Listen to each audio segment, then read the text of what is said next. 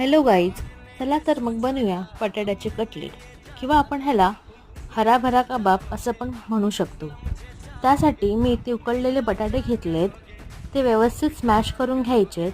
त्यामध्ये उकडलेले मटार घालायचे, धुवून घेतलेले पोहे, कोथिंबीर, आलं लसूण मिरची ह्याची पेस्ट, चवीनुसार मीठ, धना पावडर आणि हे सर्व व्यवस्थित आपल्याला मिक्स करून घ्यायचं आहे आणि अशा आकाराचे कटलेट बनवून घ्यायचेत.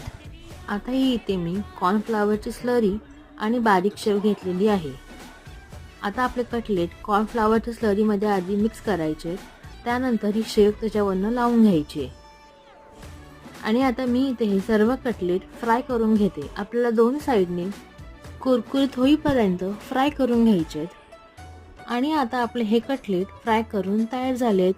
तुम्ही जर माझ्या चॅनलवर नवीन असाल तर माझ्या चॅनलला सबस्क्राईब करा. Bye bye.